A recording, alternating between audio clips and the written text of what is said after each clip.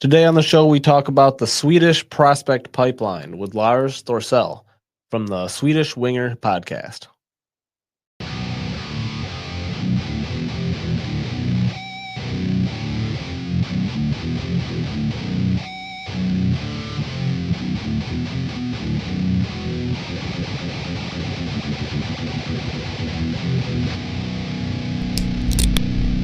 Welcome to the Griffins Pipeline podcast.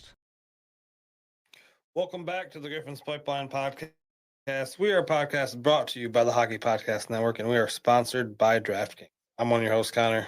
And I'm the other host, Kyle. We're a show brought to you by fans for fans. We're not officially partnered with the Grand Rapids Griffins or Detroit Red Wings. We just bring you this as season ticket members looking to bring the Griffins news to the forefront. And today on the show, we are interviewing Lars Thorsell for a second time this year. We're going to talk about the Swedish prospects, Anton Johansson, Eddie Genborg, Michal Svrcek, and Noah Dower-Nilsson, some players that Grand Rapids is most likely to see next year, the year after. So we're going to talk about those and get some perspective from Lars Thorsell, who watches a lot of the SHL from across seas. Yeah, we actually talk about a little bit of Charlie Forsland as well. But before we get into that interview with Lars Thorsell, we got some news we got to go over. First, we got some really disappointing news for Griffins fans. Amadeus Lombardi's traded away for a fourth-round pick.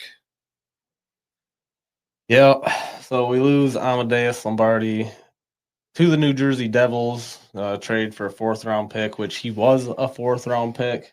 I mean, a guy that can dangle and a guy with blazing speed, but most likely is undersized for the NHL and turns out is kind of injury prone. But man, are we going to miss Amadeus Lombardi here in Grand Rapids? He was so fun to watch and really kept the fans on the edge of their seats when he had the puck. Yeah, he came out of Flint Firebirds as like a Flint Firebird legend, having the most points ever as a Flint Firebird, first one to ever break 100. Comes over to Detroit training camps in Traverse City and kind of blows away the performance. Looks really good being one of the key players of the team. He was great in the community. A lot of events like the Great Winter Skate and the autograph signings and just like any of the community things. He was great. He was real nice. After talking to those guys for so many years, it's really disappointing to see him go. Yeah, and I mean, as a fourth-round pick, he really did push for a roster spot, in my opinion. But you got Carter Mazur, Nate Danielson, and Emmett Finney makes it in front of him. So, I mean, at this point, we got another fourth-round pick back out of them. So, cut your losses. But, yeah, definitely one of the fan favorites here in Grand Rapids for sure. And it's going to suck to see him go be great somewhere else. Yeah, he could actually have a legitimate shot at making a New Jersey roster if he has a good camp. He's got speed. He doesn't have the NHL size necessarily, but you've seen people in the past do it. So yeah, and I thought, there's a lot of people saying that he has no defensive game at all. I thought he actually looked really solid defensively this last season. He really kind of worked on that aspect of his game and being a center as well. So kind of sad to see the center depth go. And then, yeah, I'm sure he can push for a roster spot with that speed. And as long as he stays healthy, I think he'll have a good chance in the NHL. But otherwise, it's Utica Comets for him. Yeah, then we have William Verlinder signing a 2-year contract with the Detroit Red Wings, a 2-way contract. So he has another prove-it deal for himself. Yeah, he's not necessarily ready to hop right in the Wings. He hasn't really proved this year, so a prove-it deal seems ideal for the situation. Yeah, I like the 2-year deal because it gives him a year, he can clear waivers this year if needed. If he has a really good season this year in Grand Rapids, holds down the top-tier defensive line, then, that'd be great for him. Otherwise, next year they either put him on waivers again, they probably lose him at that point, or he actually makes and competes for the roster next year, which not out of the question that he does it this year. he looked really good and solid defensively for the Griffins this top year as like a actual defensive defenseman. He's looking like a pretty good guy, but I mean, there's not a whole lot of offense out of him. I think a 2-year, two-way deal is a smart move and can keep the Detroit Red Wings a little more financially secure with him if he does clear waivers. Yeah, and so Dylan Larkin still not traded yet. Things heating up. A lot of really big names in the free agency. Well, a lot of big names and big trades happening. The Kachuk brothers teaming up in Florida. A lot of first-round picks going around. Yeah, I mean, a lot could happen still here at any second. But we're just kind of waiting. Steve Yzerman is going to play his cards, and he's going to play them close to his hands, and that seems fairly apparent so far. So, yeah, there's a lot of talk about Robertson down in Dallas making a move and coming up to Detroit and sending Larkin down there, but we'll see. It's all speculation right now, and I know Minnesota is really, really pressing, it sounds like. Yeah, the NHL draft is literally this weekend, so we are going to have Lars Thorsell is going to also kind of talk about that. He has some really cool predictions last year, so we're going to talk about that too. Besides that, the Carolina Hurricanes have won the Stanley Cup, and then the Toronto Marlies have won the Calder Cup. So, congratulations to those teams, obviously. I know Tom Ray will be happy for the Carolina Hurricanes and almost had both teams with the Chicago Wolves and the Hurricanes in there. So a little bit scary for that whole organization to kind of run ship as the Florida Panthers have the last couple. But with that being said, congratulations to the Hurricanes and the Marlies. But we can get into our DraftKings ad and then we'll dive into the interview with Lars Thorsell about the Swedish prospect pipeline. It all comes down to this: a best of 7 battle, and DraftKings has you covered every step of the way. The DraftKings Sports app is now available in all 50 states and includes all markets. Sweat every shift of the series, all in one place, with one app. New DraftKings customers, sign up with code THPN, spend $5 to get $200 in rewards within 21 days. That's code THPN. In partnership with DraftKings, the crown is yours. Bet with DK Sportsbook. Bet with DK Sportsbook. Gambling problem? Call 1-800-GAMBLER. 1-800-MY-RESET. New York, call 877-8-HOPE-NY or text HOPE-NY. Connecticut, call 888-789-7777 or visit ccpg.org. On behalf of Boot Hill Casino in Kansas, that text pass-through may apply in Illinois. 21 and over. Void in Ontario. Event contract trading with DraftKings predictions involves risk of loss. Sportsbook bonus bets expire in 7 days. $50 in predictions dollars issued weekly for 3 weeks expire in 1 year. Redeem one non-withdrawable reward. Availability varies. Predictions offer void in New York. Ends June 28. Terms at dkng.co/audio.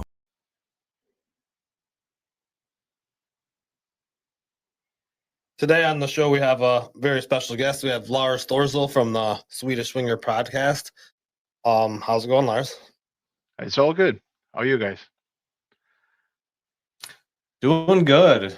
Thanks for coming on and joining us. Welcome back. It's a good time to have you back on, as it's that time of the year where the Griffins on our end are eliminated. Most hockey is done throughout, just kind of closing up the Stanley Cup champions and the Calder Cup champions. So getting down to the end of the year, we really like to talk to you as a guy that kind of covers Swedish prospects for specifically the Detroit Red Wings, as we are the Griffins pipeline. We like to cover the Swedish pipeline aspect of this, and you're the perfect guy to talk to. And for those of you, for the fans that haven't heard you in the past, you want to introduce yourself a little bit? What's your show about, and what do you do? Oh, well, Lars Thorsell is the name. Swedish Winger is the podcast. And I pretty much do what you said I do. I check in on the Swedish draftees for the Detroit Red Wings. And I kind of try to stay on top on prospects in the SHL and Hockeyallsvenskan in all, just to have like a bit of a niche there. I do usually rate the Swedish prospects ahead of the draft and stuff like that. and then I meander about the Red Wings on my podcast. That's pretty much what I do. Yeah, and there's a lot of Red Wings meandering going around right now, as it's been a crazy year of hockey, and now we're looking at some big offseason moves for the Red Wings this year. I know you've heard about the whole Dylan Larkin debacle going on. Yeah, Dylan Larkin requesting a trade from Detroit. Not good. Nah, it's the cherry on top on the shit Sunday, isn't it?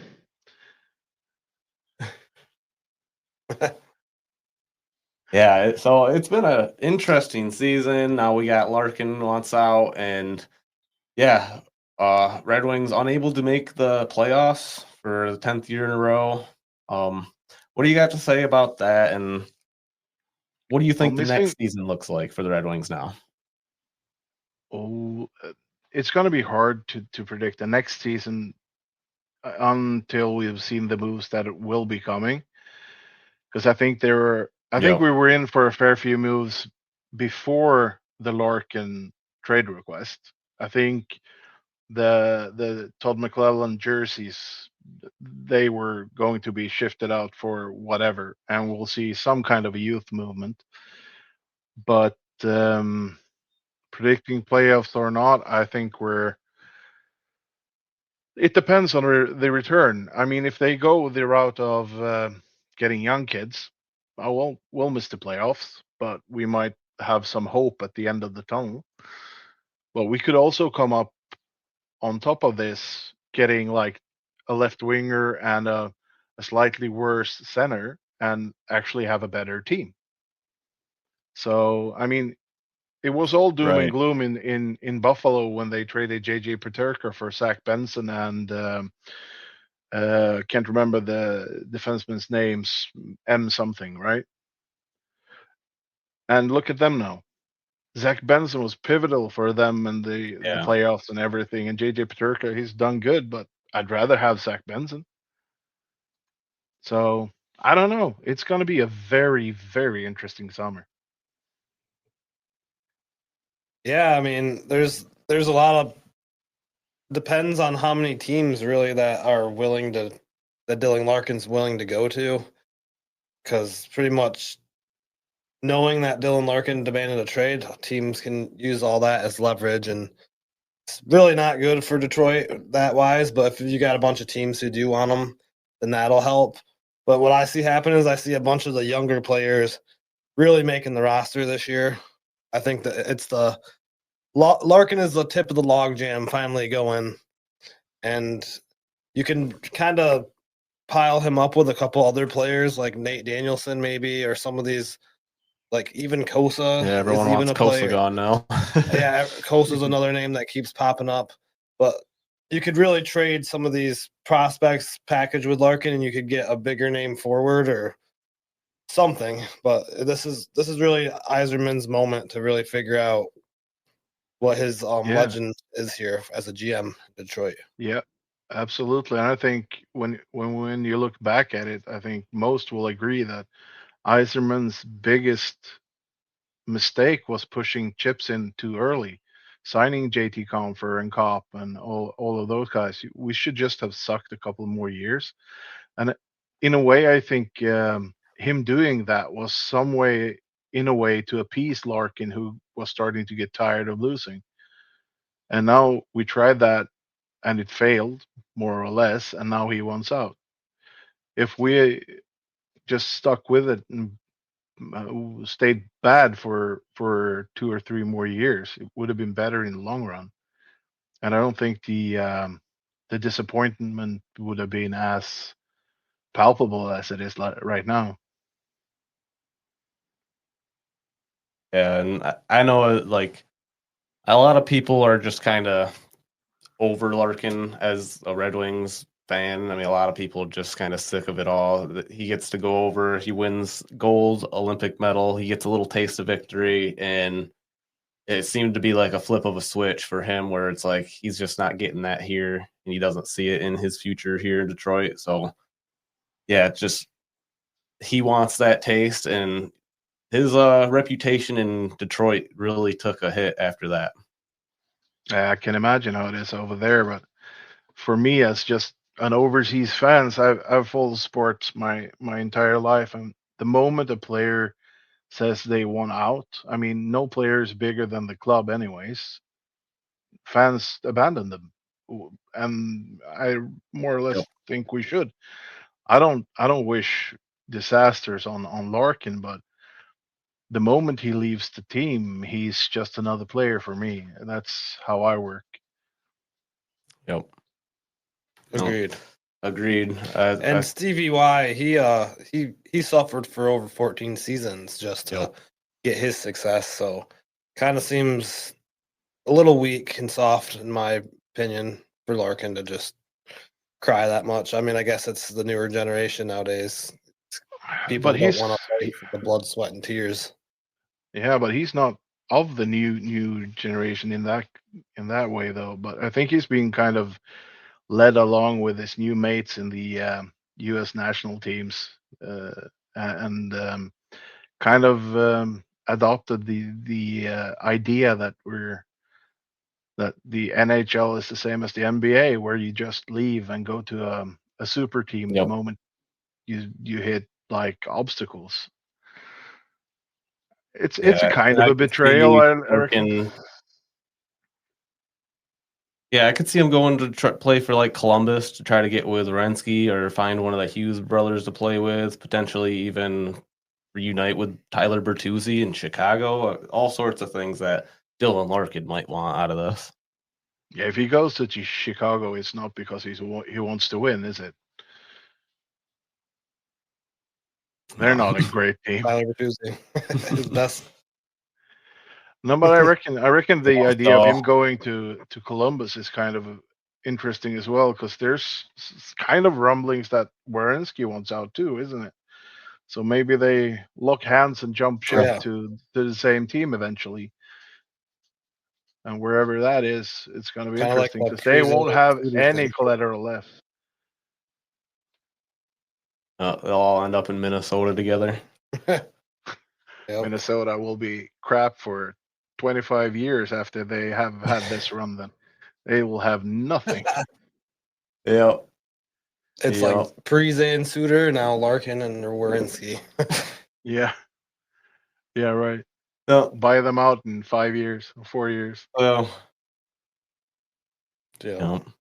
Yeah, so that's kind of the Red Wings' latest news. A little bit unfortunate, but I think we're all kind Also of just interesting. waiting to see what happens. Is Larkin could just stick around and be back next year. So But Imagine the Lars was saying booze. something. What was that, Lars? Imagine the booze. Oh, And Yeah. you're a captain. yeah. Booze. yeah, if he comes back, he won't be next year if he returns. I can tell you that. No, I doubt We that. all know the C is going to Morty's cider. Yeah, he's the favorite, isn't he? But if Yeah, I we would. if You we never know. retain DeBrinket's services, he would be a really cool captain, because that guy plays like a dog, He would. and he sets an example. So I think having DeBrinket as a captain until he goes, and then switch it to Mo, and have DeBrinket with Sider Pretty and cool. Raymond as the alternatives, I would not mind that at all. Because now Yeah. everybody want to Well, if trade you think everybody. about it, I mean, no. No, DeBrincat, he's showed that he's in it to win it, and he's a little bit older than Sider and Raymond, so he'd have a little bit more of that experience. And yeah, I don't disagree with that. So Yeah, and they are very young still, Cider and Raymond. They're Yeah, under 25. 25, 24, right? Yep, 25 and 24, I believe. We have Still a in lot their of years to primes. waste. Like they got some years left. make me feel old. Dude, I'm 48. No, well, we will. We can get into the players in the pipeline that we want to talk about now. Some of these Swedish prospects that most have been playing for the SHL, and that's kind of the league that you spend most of your time covering, if I'm right. Yep. That's So that's the today league. we Well, want to talk it's about. that and Hockeyallsvenskan, the second tier league, because that's where the prospects hang out too. So Oh yeah, Gotcha. okay. Gotcha. So today we're gonna try to talk to you about Eddie Genborg, Anton Johansson, Michal Svrcek, and Noah Dower-Nilsson. So, and then anybody else that you feel like you want to talk about, we can get to as we move along here. But figure first things first, we'll dive to Eddie Genborg. Sounds like he had a yeah, pretty good season in the SHL. yeah, he did. He started really well, but take into account then that Timrå, the team he played for, also kind of floundered as the series went on. It he slowed down as well, but he ended up with I think 25 points, 26 points maybe. Um, Pretty much half a point per game, somewhere around that, which is very good for a young player in the SHL. So you have to take into account that as well. With young players in the Swedish league, you can't just look at the numbers because usually they don't get those Right. opportunities because every team there is like they're not in it to develop players at all. They're in it to win. That's it. Right. So young players who actually get playtime, that's huge because that means that coach actually put Right. them there because they need these guys to win. You have to be Yeah, you talented, have and to be talented, more talented than the rest of the adults in the league, and as a young 20s, 19-year-old sometimes, yeah, to be able to play with the rest of them, you have to have that level of talent to make it in the lineup. yeah, because Eddie Genborg, he played in the first line in Timrå, which is crazy when come to think of it. But That's impressive. he's also the kind of guy who, if you want to compare him to anybody, he's like Swedish Brady Kachuk, without the shenanigans, more of the physicality and play style. Um, I so could see it. Yeah. yeah, so he has that in him. He's like a Volvo. I mean, he's safe, he's reliable. You die if you hit him. He gets the job done, but there's not much flair. I love that. Yeah, so he got 25 points with 9 goals and 16 assists in the SHL for Tamara IK, which is really good. And then he actually ended up coming to GR for a little bit, so we actually got to see him for a little bit. And Yeah, my first impression was he was a wrecking ball, man. He came in relentless, fearless, gets right in the play, and he immediately contributed on the team. He got 2 goals, 1 assist in the regular season, and until he got injured, he was looking really good, like a key piece of this lineup. He was hitting the top lines on GR, and yeah, being a second round pick, I believe number 44 overall by the Red Wings, coming over after his first year being drafted is really cool to see him come in and have that type of time on the top lines for GR. yeah. His coach, Tommy Samuelsson, is a player and coaching legend over here. I think he's been coaching for over 20 or 25, somewhere between 20 and 25 years. He's retiring after this season. He stated that he saw Eddie as one of the best young players he's ever had on a team. And I mean, 20 years plus of SHL experience as a coach, saying that about anybody is quite high praise. Absolutely. Yeah, and Eddie Genborg, like Connor said, he came over to Grand Rapids probably a little sooner than the rest of the prospects we got to see this year. I think you said his team didn't fare too well in the No, like in the regular season, so it sounds like there wasn't any playoffs for Genborg over in the SHL. no, his team missed the playoffs quite soundly. Were eliminated quite early. Same thing with Anton Johansson, who we'll speak about later on. But I think his team was even relegated. Now, come to think of it, so they had time to come over earlier than the other guys. So Yeah, and it was helpful for Grand Rapids as Eddie Genborg did prove that he could hang with some of the players in the AHL. It did remind me a little bit of when Michael Brandt-Signigaard came over. He's physical. He's kind of able to use the smaller ice to his advantage, being a heavy hitter. And yeah, so got a good shot. So some of those comparisons to Michael Brandt-Signigaard, especially when we lost Michael Brandt-Signigaard to Detroit for a minute there, Eddie Genborg seemed to hold up as like a nice second round sniper almost and a power forward. yeah, and if you look at Eddie Emborg's stats this season in the SHL, they're actually better than MBN stats before he went over. And he was more of an impact player. MBN was stuck in a third line that didn't really work in Skellefteå. So I have high hopes for Eddie Emborg. He'll be back with Timrå next season. He'll play there, unless I think there's an option here where Detroit could actually pay money for Genborg to move over, like a penalty or a fee or something. But beyond that, he'll be in Timrå, and I think it'll be good for him as well. I mean, sure, he could play with the Griffins or he can play with Timrå. It's probably same. But he also has in the they have like this sports council thing in Timrå, who help the team build the find players and everything. And on that council, you have Henrik Zetterberg. So that's one hell of a mentor for him to have. Yeah, that's really cool. Yeah, so not such a bad thing for him to stay over there for another season. No, I think he will reap the rewards. Never mind, actually.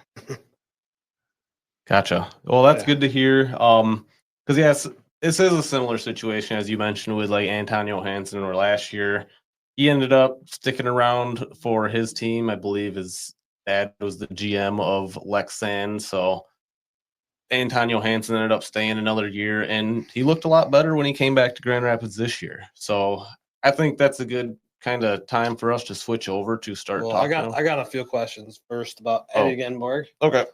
So, if from observing him, where do you think his ceiling could possibly be? His ceiling. If you look at what Tommy Samuelsson said about him as being the best young player he has coached, he said that he could be one of the top power forwards in the world. So when his coach says that, you start to go like, wow, that'll be fun. But then naturally everything has to fall into place awesome. and everything has to be perfect. But I could see him as a top 6 power forward with some sandpaper and a scoring touch and all that. So absolute smash hit. He'll be a first line player. Absolutely.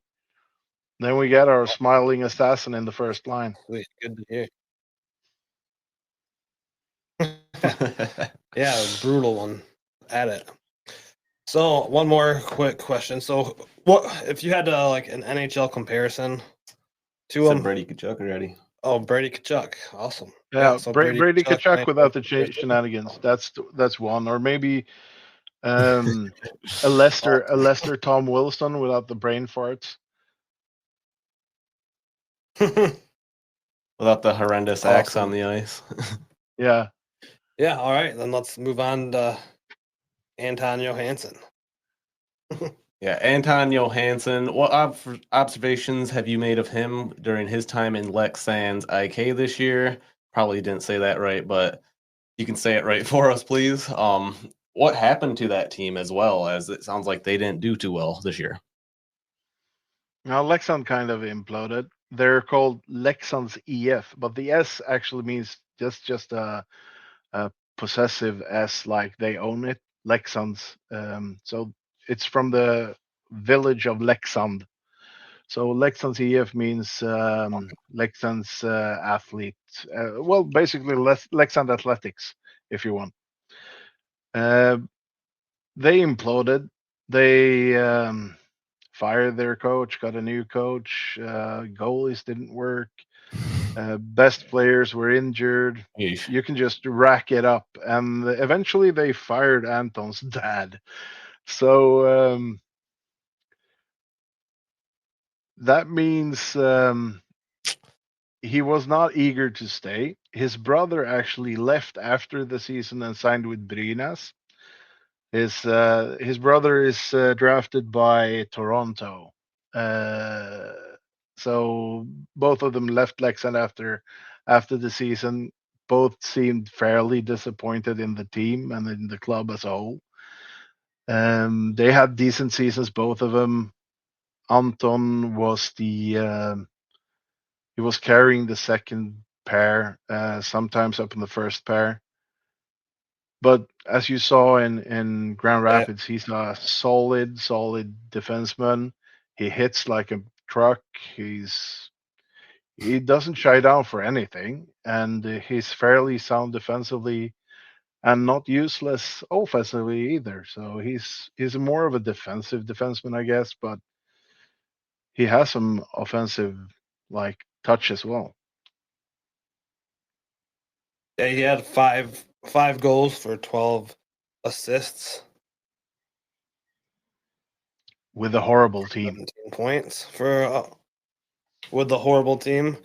So it looks like he held his own, and then he came over to Grand Rapids this year and stepped right back in where he left off. He actually looked like probably one of our best defensemen out there coming in, and like you said, he's been showing a lot of offensive ability this time around.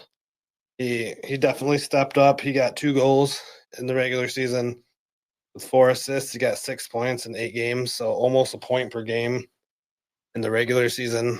Really good stuff by Anton, and then in the playoffs, he just stepped it up more. So, yeah, he just looked like he kept getting more minutes as time went on, as really well-deserved minutes, because we kind of had some injuries and a lot of chemistry moving around with the end of the season and the Red Wings not making the playoffs. So for him to be able to step up with the rest of those guys that joined the team, kind of take a solidified second pairing role and just run with it, he looked really good doing it. So yeah, I mean, I think he can really thrive next season in the AHL. I think he's more than ready to play in the AHL. I'm just a bit, depending on what Detroit does with their team, I would be slightly worried that they promote him so you don't get to see him much, because he could be a guy they move up. yeah, absolutely. He definitely has the skill and the ability. He's looked really, really, really good. I honestly think he's looked better than Ante Tuomisto and William Wallander. Both of those guys. Wallander, sorry. But yeah, he's looked really, really good for us. And I think he's probably about next in line to get that call up. and honestly jumped Shai Bloom as well in the prospect list here. Yeah. Yeah, but you can't compare him to ASP because they're too different. Yeah, and their style of play and their sizes just makes them play the game differently entirely. So I know we talked about it last year with ASP. That dude's just got some style, some finesse with him. He's such a good skater, but not that Anton Johansson is not a good skater. That guy is a really nice skater, especially as a defenseman. Sometimes they can be a little slow, but Johansson looks like his speed and his skating took an increase this year. It looks a little faster and just able to keep his balance a little better. Yeah, Filling out his body. Yeah, he's not that unlike Simon Edvinsson, who's also a big, smooth skating dude. Yeah, I just pulled up the league end of season league for Leksand. They played 52 games. They only won 16 of them in regulation, and they won 2 in overtime, Ouch. which means they lost 27 games out of 52. So they were regulated by a fairly comfortable margin. They were bad. Not good. Nope. Yeah, that's crazy. Yeah. So Horrible. Yeah, that's a real letdown. I'm sure he was happy to come over here and play meaningful hockey after all that.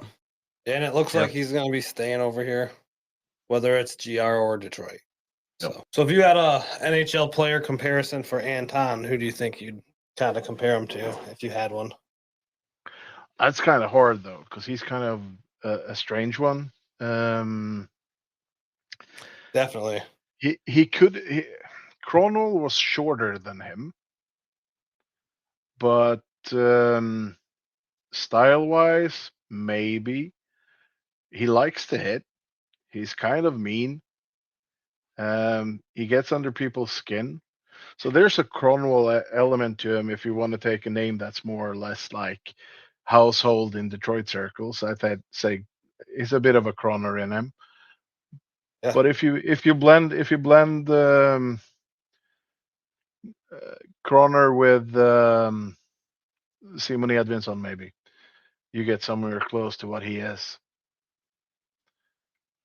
Yeah, I honestly I do see a little bit of that Simon Edvinsson comparison. Just he's a little lanky. I think he's a little skinnier right now. I do feel like he will fill out a little more and become a little bigger. But I do he is a tall, lankier. He's got a long reach. He's able to kind of keep stride with some of the faster guys, but like also just shut them down with big hits. So I do like the Edvinsson comparison a little bit, and then yeah, almost like a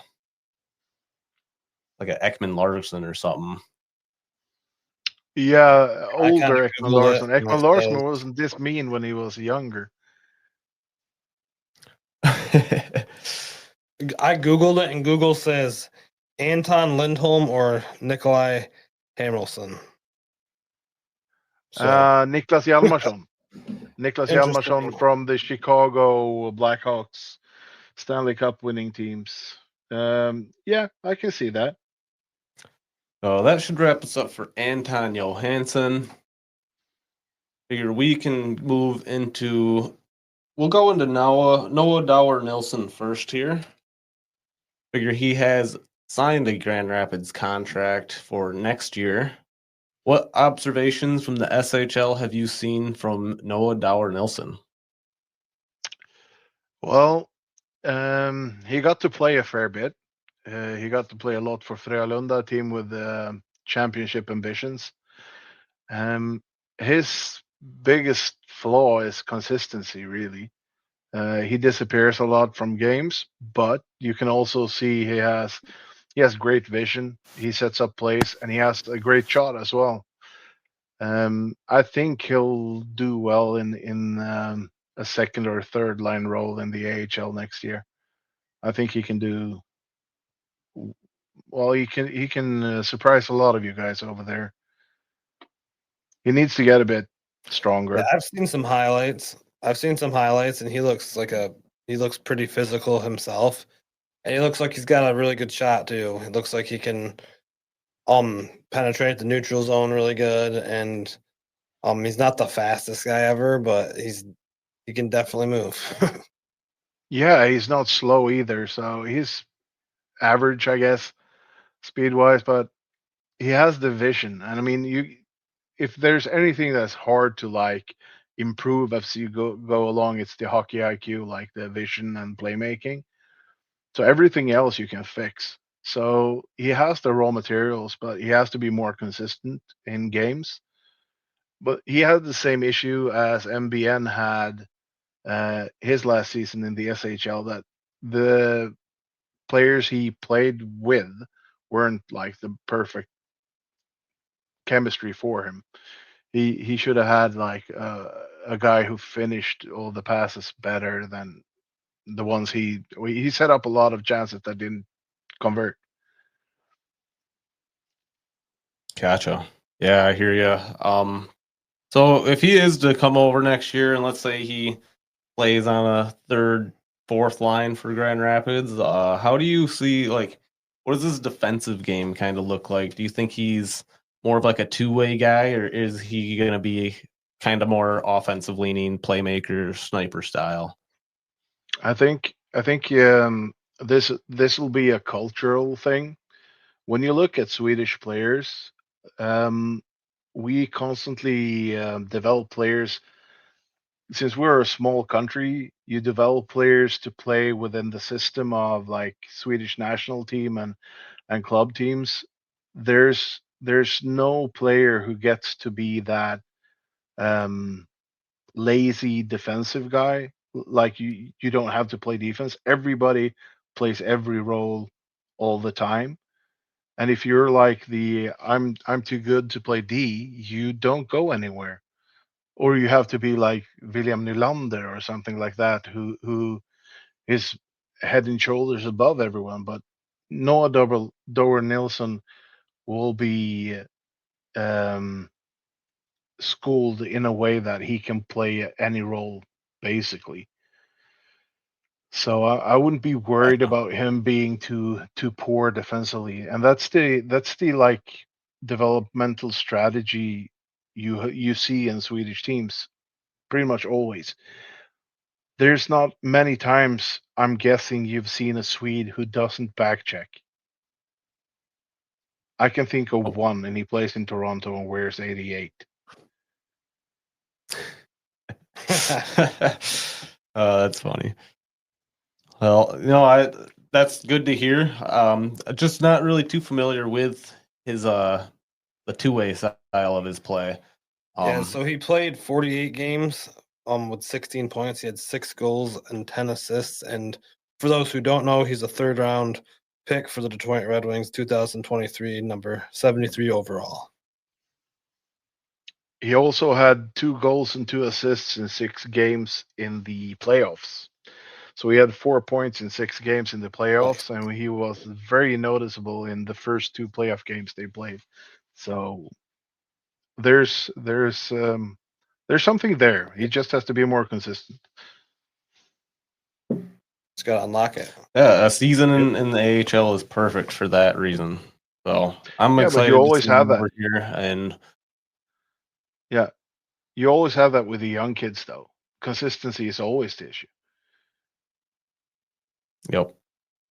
And coming over to play for Dan Watson and the Griffins, he's a great coach to clean up for consistency issues. So I think it'll work great for him here in Grand Rapids. Sounds good. And then we can move to Michal Svrcek. He's a guy that you first put on our radar last year before the draft.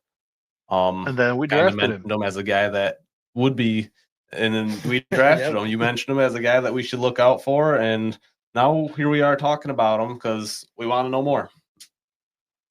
Well, sadly, this was a wasted season for Michal Svrcek. He did not get much playing time in Brynäs, so they loaned him out to a team called Västerås in second tier Hockeyallsvenskan, and there he had possibly one of the coaches I like the least in Swedish hockey, Peter Andersson.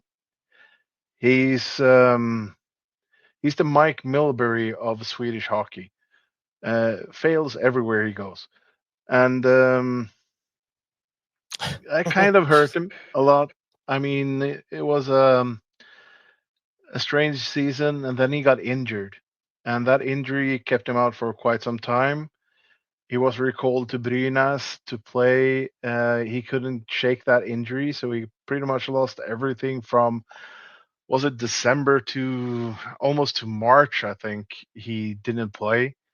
And then he played with the U20s and did fairly well there. So after the season, he pretty much said he did not want to be in Brynäs anymore. So as of right now, he doesn't have a team. He has no team. He hasn't signed for Gotcha. next season, and that's going to be kind of interesting to see where that goes. I don't think you can play in the college leagues as a former pro, right? Or can you? Can he go to the NCAA and play, or is he locked out from that? I am not sure on that. I could not Me answer that neither. one for you. But he's Is it? 19, Do you so think this he's would be not old. something where he's trying to? You think he's trying to get on an SHL team then? No, you generally cannot play in the NCAA after playing in the NHL. The NCAA maintains a strict rule regarding amateurism, and competing in the SAA Top 2 Professional League results in a loss of your NCAA college eligibility. Yeah, because that was the Oh. problem with Tom Wilander in Vancouver, right? He could not come over and play, so he played for Abbotsford or something like that in the AHL. But I don't know if Michal Svrcek is ready for AHL duties, and I really don't think he'll play with Toledo. So my guess is that he Gotcha. signs. My guess he signs with, let's say, AIK in Hockeyallsvenskan, maybe Södertälje in Hockeyallsvenskan. That's teams with ambitions that could use a guy like him. But it's a bit worrisome that he hasn't signed anywhere yet, because like summer practice and everything that's started. So, and he has nothing, Gotcha. and it's quite Interesting. silent as well. You don't hear many rumors about him, so we'll see. It's a strange situation. Yeah, I mean, it seems like for a guy that, put up 18 points in 11 games in the under 20s and put up 4 points in 10 games in international juniors. So it's like he's got the talent to compete. It seems like he maybe doesn't want to be in the second tier. He wants to be in a first tier team, and he wants to hold out for a contract like that. But I guess maybe he's just trying to fast track his pro timeline. Yeah, it could be. I wouldn't be surprised if you see him sign a 1-year deal somewhere, either for a really good team in Hockeyallsvenskan or for a worse team in SHL, a team that's fighting for its SHL survival. That's pretty much what I think, and I think he'll be a third liner this upcoming season if he stays in the SHL, and he could be a first or second liner in Gotcha. Hockeyallsvenskan. Gotcha. What do you think he would possibly consider other leagues like the Liga or KHL or Slovakian leagues, by chance? Well, we'll start with Liga. Well, he could definitely go to Finland. I wouldn't be surprised if he signed for one of the Finnish teams. That wouldn't surprise me one bit. He could go to Czechia. He's a Slovak himself. He's just been here for a very long time playing in the Swedish series. Many Slovaks go to Sweden. Like you had Dalibor Dvorsky a couple of years ago. He's a St. Louis prospect. You have a couple more, and I could see that.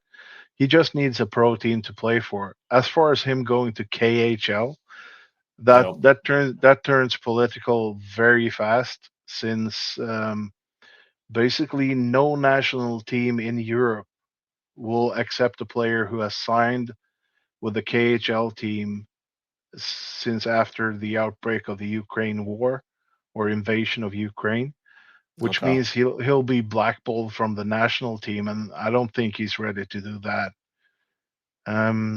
So we have that's like KHL. I know that's the view of the Ukraine war is very different from in Europe compared to North America, because we have it like next door.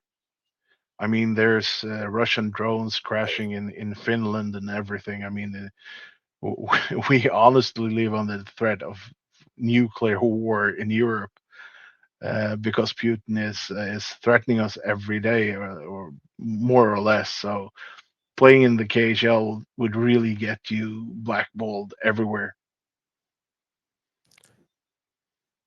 Got that. All righty.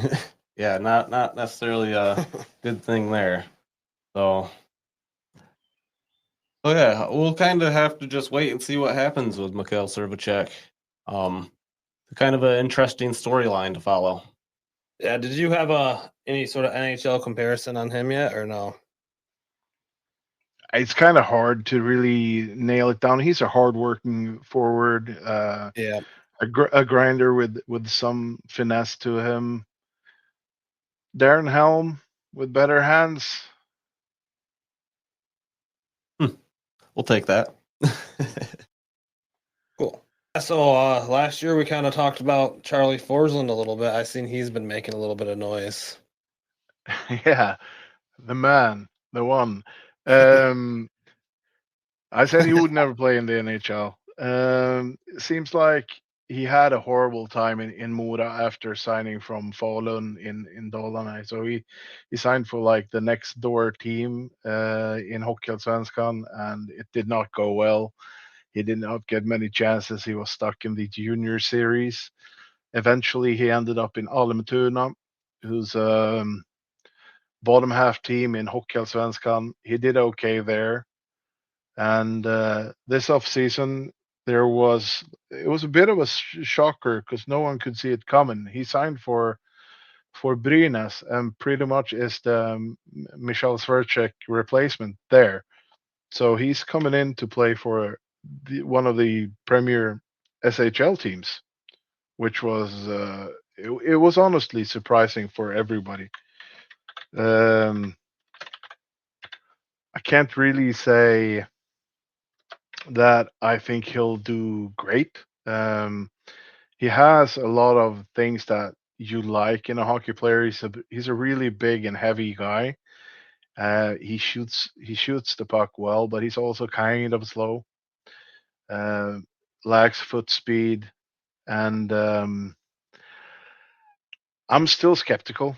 Still skeptical about where he'll end up. I think he can make a living as a hockey player, but I don't think he'll be a professional hockey player abroad. Maybe he'll stay in Sweden and make a living, which you can do if you play in any of the, well, basically top 3 tiers, or he can end up in Finland or something like that. But I sincerely doubt he'll be a North American prospect. I think he'll have to have. You remember Johan Franzén, right? The mule. The mule. Franzen. Yeah. Yeah, he'll have to. He will have to have a career trajectory like he did, because he was a late bloomer as well. He was also a big, kind of slow guy until he wasn't slow anymore and could score at will. So he'll need that kind of trajectory. But I sincerely doubt he'll be a superstar. But good for him for turning things around. Awesome. Yeah, I remember talking about him last year, and the outlook wasn't very, very good for him. So it seems like he's taken some strides this year. So that is good to hear for him. Absolutely. So yeah, that covers all the prospects we're going to talk about. Is there anything else you'd like to talk about? Oh, I don't know. The draft's coming up soon. I think. How many weeks are we out from the draft now? 3, 4, 3 weeks. I believe We get till the end of the month. Yeah. 3 weeks looks like. Yep. Yes. Yeah, You got any top SHL prospects? The thing is, we don't have a first round draft pick, do we? There's a fair few interesting ones in the second round as well, but the one I really would hope falls out of the first round and really drops is Alexander Command. But I don't really think he will. There's a couple of good Swedes in here, but all in all, I think we should be very happy if we could draft Victor Plant. That would be really fun. So we could unite the brothers in Detroit. The brother. Because then it feels more secure that Max Plant will actually come and play. I always get nervous when they stay in college. That's I really don't like that. Yeah, their time runs out. Yeah, it's scary. Yeah, and then they keep Petroselli you and sign with Toronto. Oh man, please no. No, it sounds like when we talk to Matt Wellens, who's a Minnesota Duluth news writer, he sounds pretty confident that Max Plante just wants to stay another year to play with all of his brothers. So Yeah, because all Yeah, three I've of them heard that. on the Minnesota Duluth. Yeah, I heard that too, and I can accept that. I think that must be cool as hell to make a line with three brothers and play together. yep. So the guy I hope that really could drop to us that we should be at least have a shot at is Elton Hermansson because he's middle-sized, middleweight kind of winger, but he's so nifty and has so much skill. And Craig Button has him ranked at 49, which is in our range. So Elton Hermansson would be really cool. The annoying part is that he's definitely a winger, and we need centers. But whatever we're drafting now, we won't see them for 3-4 years anyway. So position doesn't really matter. Not unless you're picking 1, 2, or 3 where you can get a center that steps in right now. So Elton Hermansson from Modo would be a really cool get. Yeah, absolutely. Yeah, and those are because obviously the Red Wings will not have the first round pick, so it would be nice to come up with something worthwhile in the second and thirds. But what about the late round sleepers? You got anyone that you're? I know Michal Svrcek was one of these guys last year. You got a sleeper for us this year? Yeah, there's a few, but if you just look at the Swedish team that won gold in the what was it U18? No, we won U20 this year. USHF. So yeah, so if you check the U18 team, you have a couple of guys there that are interesting. You have a kid called Malcolm Gestrin. He's ranked in the hundreds somewhere, between 75 and 96 if you look at the EP page. So he's a good one, and a guy called Hjalmar Silte, a defenseman, who played with the national U18 team, who's really good as well. So there's a couple late round interesting guys as well. I really want us to pick one of the double names, so we get the 3-letter acronym guys, because that will be fun if we get more of them. You have Kasper Justavara Karlsson, for example. It would be fun to have a few of those. But there's a Norwegian. I can't really find him here on my. I have this list, so I managed to lose my Norwegian. There he is, Niklas Aram Olsson. Oh,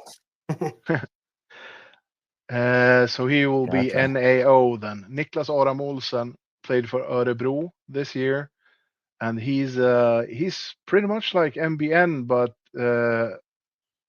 mean as Genborg. So that's an interesting guy. He played for the Örebro U20 team. In 29 games, he had 20 goals and 20 assists for 40 points. And in the playoffs, he had 13 games and 8 points, like 5 goals and 3 assists. And he managed to get 16 games in the SHL. He's a really, really interesting prospect, but he's shot up the boards. When I started talking about him, he was like 75-ish somewhere, and now he's in the 30s. So if he drops to us, Niklas Climbing. Aram Olsson, that's the boy. Gotcha. Yeah. That would be cool. Yeah, that would be cool. More angry Scandinavians. Can never have enough of them. I wonder how much that matters when they any pick. other sleepers or Nah, I'm starting to put my list together for the I record so intermittently, so for my next episode I'm going to do the my rankings and my possible sleepers, but Niklas Aram Olsson is probably my favorite. like that could be within our range. But it'll be interesting. It's going to be an interesting draft, and Absolutely. I think there is a possibility that we actually trade back into the first round with the assets we have and Yeah, I was stuff just that. about to say that. Yeah, right. Because I mean, everybody's talking about trading Kosa now. Um, I'm not sure we will, but maybe, just maybe, we I don't shift know. one of the I other don't think prospects. he was a top 5 goalie in the AHL. He was an all-star. I mean, I don't think there's as big of a problem as people think there was. I think that Michael Bostava had the good hand at the moment, and I think Kosa was struggling at the end of the season. I think they're also trying to keep him fresh. And another thing is he could have had an injury, like a minor injury, and Bostava was best off. You never really know unless you're in the room, and no No, and matter the what, AHL team doesn't it's say a good anything, do goalie, they? and I would. AHL No, they teams don't don't want say to. They're Absolutely. anything. not going to So say. he could have had back spasms for all we know, and there we are. Yeah, exactly.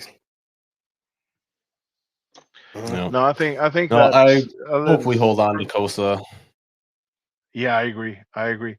I hope we do shift our way into the first round though with some of these prospects that we have. If it's a goalie, I mean we have a metric ton of goalies.